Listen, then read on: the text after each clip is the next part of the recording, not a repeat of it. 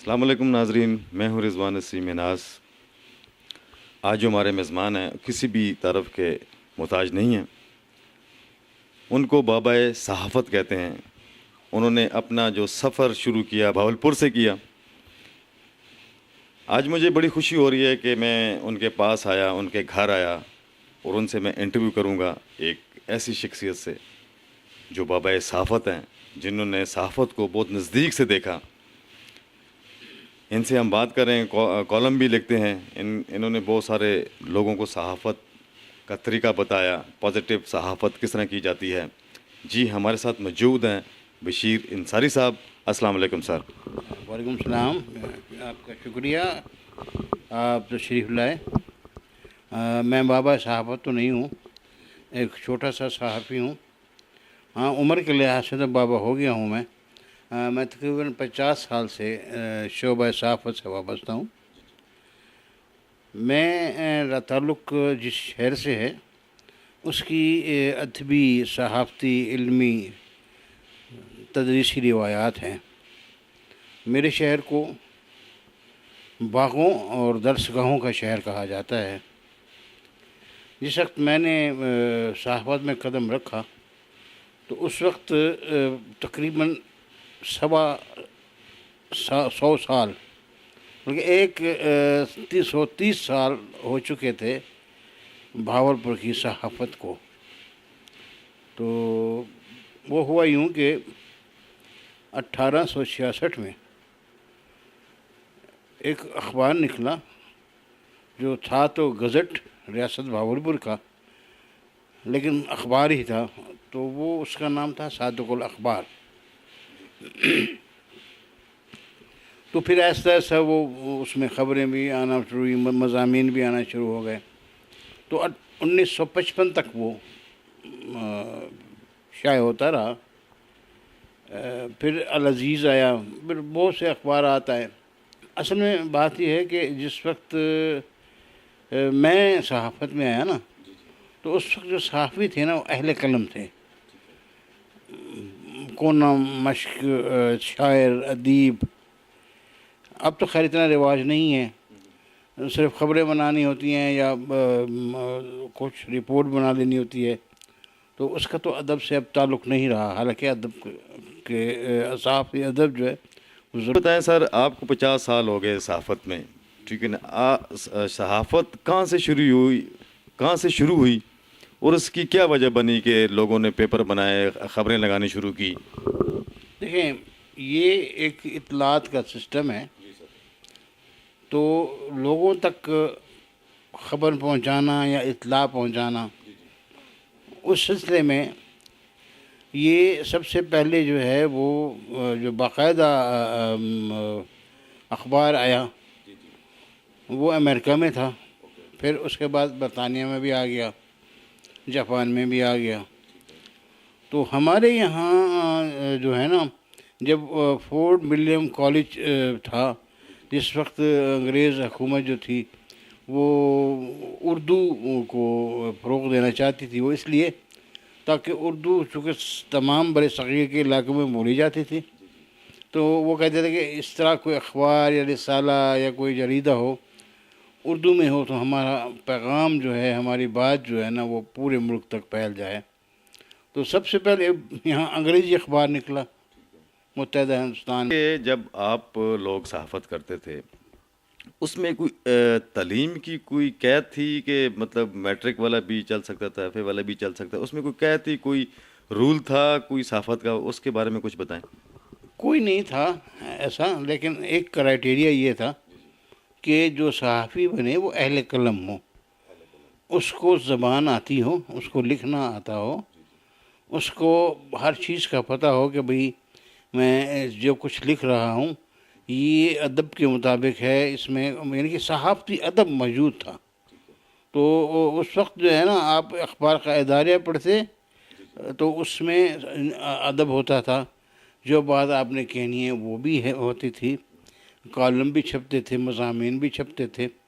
پھر اچھا ایک بات ہے، خبر کی زبان جو ہے نا وہ پہلے کچھ اور طرح کی تھی، پھر ایسا ایسا اس کو عام فہم بنا لیا گیا، بلکہ ضرورت بھی یہی تھی کہ اخبار کی خبر جو پڑھے گا اس کو آسان زبان ہو. تو ہمارے استاد کہتے تھے کہ بھائی آپ اخبار اس وقت 50 پیسے کا تھا.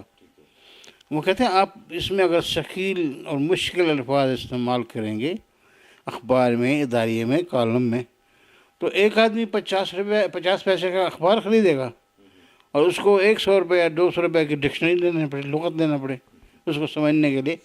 تو وہ کہے گا جی میری توبہ ہے جی، میں پہلے لغت لوں اور پڑھوں، یہ میں نہیں پڑھتا بس ٹھیک ہے.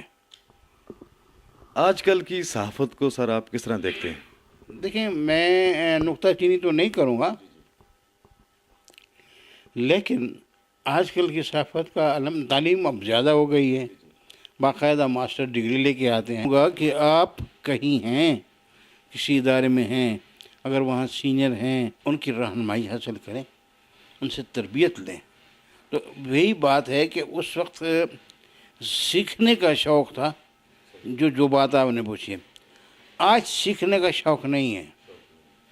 کرتا ہے وہی سرخی نکال سکتا ہے. ابھی جو لیڈ سپر لیڈ کی ہم بات کرتے ہیں، اس کی تھوڑی سی وضاحت کریں گے؟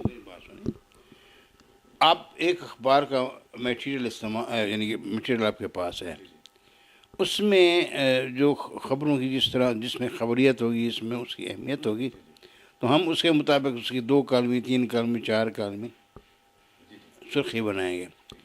جو اس دن کی سب سے اہم خبر ہوگی اس کو ہم لیڈ بنائیں گے، اس کی شہ سرخی بنائیں گے. تو وہ ہوگا.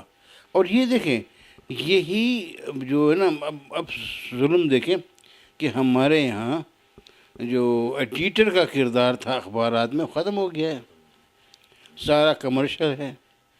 اب میں ایک اخبار کا اسلام آباد ایڈیٹر رہا تو میں نے چھوڑ دیا، اس لیے کہ جب صبح میرے پاس اخبار آتا اس میں 20 خبریں ایسی تھیں جن کا مجھے پتہ بھی نہیں ہے. مطلب یہ کیا ہے، میں تو ایڈیٹر ہوں، پیشانی میں نہ چھپا ہوا ہے. تو یہ ایک، میں تو یہ کہوں گا کہ یہ انحطاط ہے صحافت کے معیار کا، اس کی قدروں کا. اب ایڈیٹر کا جو ہے نا شعبہ جو ہے، ایڈیٹر کا جو ایک پورا ادارہ ہوتا ہے، وہ ہو ہر اخبار کا ایڈیٹورل بورڈ ہو، اس کی پالیسی ہو، اس پہ ڈسکس ہو کہ ہم نے کیا نمایاں کرنا ہے، کیا چھاپنا ہے، کیا نہیں کرنا. یہ مجھے بتائیے کہ ابھی بھی بہت سارے ایسے سینئر جرنلسٹ ہیں جو آپ سے ابھی بھی ایجوکیشن لیتے ہیں، آپ سے گائیڈ لائن لیتے ہیں، اور لاسٹ میں آپ اپنی سرائیکی زبان میں میسیج بھی دیں گے صاحب؟ وسیب دے لوگوں کو کہتا کہ تساں ایک تو سب تو پہلے ہے کہ بالوں کو تعلیم دیو، تعلیم کے بغیر کچھ بھی کہہ نہیں. اور دوسری گال ہے کہ ہر ایک جڑا ہے بندہ وہ جتھا بھی ہے، چلا کچھ بھی ہے، امیر ہے، غریب ہے، جو بھی ہے، وہ کو اپنے وسیب جڑا ہے نا انہیں گنڈھیا رہنا چاہیے. ایک دوسرا یہ ہے کہ لوگوں کے جڑے دکھ سکھ ہیں انہاں دے وچ تاری سانجھے داری ہوئے، اور تساں جڑا ہے نا وہ انہیں نال رلو. اگر کہیں کمی ہے تو وانتے کو دلا چھڈو. اگر تو خوش ہوئے تو اپنی خوشی بے کو سر شریک کرو. ابھی لکھ میں خوش بیٹھا، تو بھی خوش تھی آتے. یہ ساری گال جی. اگر تو تعلیم کرے سو نا، عام کرے سو، تعلیم دا شعور دے سو، خاص طور تے جو بچیاں ہیں نا، تاڑے بالنے جڑے ہیں انہاں کو تعلیم ضرور دیو. کیونکہ ایک تعلیم یافتہ ماں ہی تربیت ان جڑی ان دے بال بھی اویں تھی سن، اور یہ جڑی وسیب دے وچ جڑیاں خرابیاں ہیں ان کو دور کرے. دیکھو گال ہے کہ کہیں بھی زبان ہوئے نا بولنا والے اندر چنگے لوگ بھی ہونے، برے لوگ بھی ہونے، خرابیاں ہر جاتے ہونے. خرابی سرائیکی وسیب دے وچ بھی ہے، ہاں جی. لیکن انہاں خرابیوں کو جو ہے نا اسا آپ دور کرنے. کوئی وہ دیکھو کوئی آدمی جو ہے وہ یہ نہیں کہتا کہ میں فلانا کام کر دے اپنے اصلاح کرے سا. اور یار کوئی آیا نہیں، کوئی لیڈر آوے وہ آدھے سیدھا کر بھائی تو خود سیدھے تھے بھائی. اصلاح دا عمل جو ہے، اصلاح دی گال ہے، یعنی کہ وہ تو اپنے گھر تو شروع کرے سو تو ہے.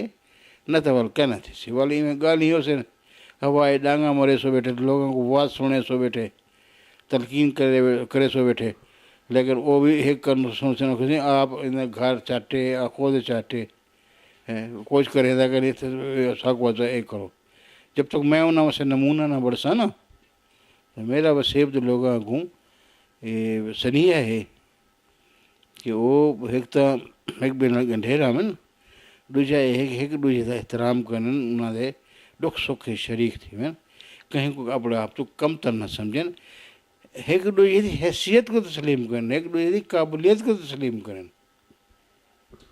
जी मैं आपका इंतहाई शुक्रगुज़ार हूँ। मुझे खुशी है कि आपकी जो टीम है उसमें अच्छे लोग हैं और वो कुछ करना चाहते हैं, सिर्फ ये नहीं कि बस काम करना है, वो काम से भी आगे का कुछ सोचते हैं। अच्छी बात है। मैं आपके जो चैनल है उसकी तरक्की के लिए दुआ गो हूँ। अल्लाह करे कि आप इस चैनल को ज़्यादा से ज़्यादा बेहतर बनाएं, अच्छा बनाएं। तजुर्बाकार है, सीनियर लोग हैं सहाफ़त में, मैं उनसे दरख्वास्त करता हूँ कि आप जूनियर लोगों को, नए लोगों को तरबियत दें, उनको सिखाएं और उनको बताएं कि सहाफ़ती कदरें क्या होती है। हाँ, तो अगर यूँ करेंगे ना आप तो एक अच्छी मौजूदा नस्ल जो है ना वो भी इंतहाई काबिल और उस बासलाहियत है, आज की जवान नस्ल है, वो काम करना चाहती है लेकिन उनको रास्ता ज़रूर दिखाना चाहिए। जी बिल्कुल। अगर आपके पास किसी किस्म का भी कोई भी एजुकेशन है, कोई भी स्किल है, हमें उसको आगे फैलाना चाहिए, आगे ट्रांसफ़र करना चाहिए। ये नहीं कि अपने पास रखना चाहिए। जिस तरह अभी सर ने बताया कि ये बाबा सहाफ़त हैं, 50 साल हो गए इनको सहाफ़त में। इनसे बहुत सारे लोग, बहुत दूर दूर से लोग इनसे अभी भी सीखने आते हैं, मशवरा लेते हैं, कॉलम्स के बारे में पूछते हैं, एडिटिंग्स वगैरह इनसे आके करवाते हैं।